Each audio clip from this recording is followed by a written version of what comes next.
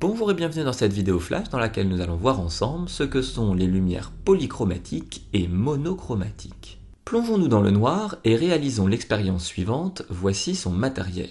On a besoin d'une source de lumière blanche, d'un prisme, mais aussi d'un écran. Lorsque la source de lumière blanche sera allumée, on observera que cette dernière sera déviée en passant dans le prisme. On parlera de réfraction en physique. À la sortie du filtre, et notamment sur l'écran, on observera différentes lumières colorées. Le spectre que l'on obtient sur l'écran est appelé spectre de la lumière blanche. Il s'agit du domaine visible de la lumière. On parlera de spectre continu puisque toutes les couleurs sont représentées et de manière continue.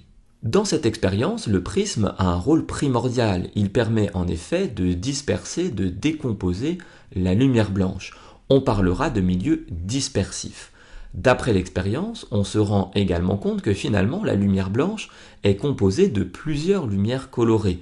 On dira qu'elle est polychromatique. Pour la petite histoire, la formation d'un arc-en-ciel provient là aussi de la décomposition de la lumière blanche, celle émise par le soleil. Les gouttes d'eau, les gouttes de pluie, vont servir de milieu dispersif comme le prisme dans notre expérience. Le mot polychromatique peut en réalité être décomposé en deux parties.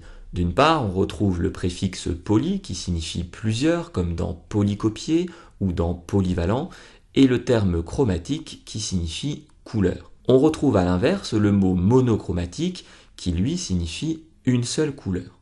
Voyons maintenant ce qu'est une lumière monochromatique. Pour cela, plongeons-nous dans le noir et utilisons le même matériel que précédemment, à savoir une source de lumière, mais qui cette fois-ci est une source de lumière rouge. Il peut par exemple s'agir d'un laser, le prisme, mais aussi l'écran. Lorsque la source de lumière va être allumée, la lumière rouge va finalement, à travers le prisme, subir deux déviations successives avant d'arriver au niveau de l'écran. Cette fois-ci, sur l'écran, on ne remarquera qu'une seule raie, à savoir une raie rouge, puisque la lumière émise est rouge. On pourra finalement dire que la lumière émise par la source est une lumière monochromatique puisque une seule couleur est observée. Cette vidéo flash est maintenant terminée, j'espère qu'elle a été claire. N'hésitez pas à vous abonner à ma chaîne YouTube et je vous dis à très bientôt pour de nouvelles vidéos.